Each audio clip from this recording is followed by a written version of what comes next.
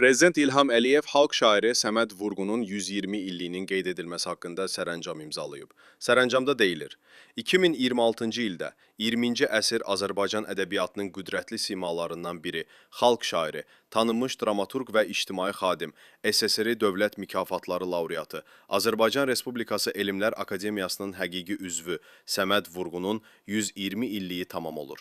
Səməd Vurğun Azərbaycanın ədəbi fikir salnaməsində yeni parlaq mərhələ başladan görkəmli sənətkardır.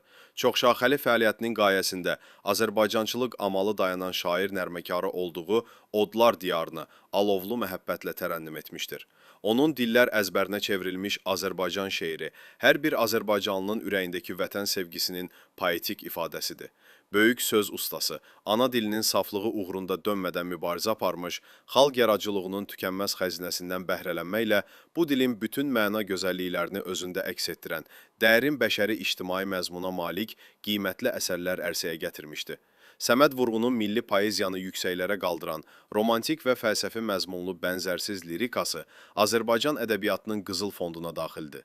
Keçmişə ehtiram və gələcəyə inam aşılayan Vurğun dramaturgiyası Azərbaycanın teatr sənəti tarixində xüsusi səhifə təşkil edir. Səməd Vurğunun novator keyfiyyətlərlə zəngin bədii irsi bir məktəb kimi müasir Azərbaycan poeziyasına güclü təsir göstərmişdi və bu gün də gənc nəslin milli mənəvi dəyərlərə sədaqət ruhunda yetişməsində əhəmiyyətli rol oynayır. Sərəncama əsasən Azərbaycan Respublikasının Mədəniyyət Nazirliyi, Azərbaycan Milli Elmlər Akademiyası və aidiyyəti qurumlarla birlikdə Azərbaycan Yazıçılar Birliyinin təklifləri nəzərə alınmaqla xalq şairi Səməd Vurğunun 120 illiyinə dair tədbirlər planı hazırlayıb həyata keçirməli. Azərbaycan Respublikasının Nazirlər Kabineti bu sərəncamdan irəli gələn məsələləri həll etməlidir.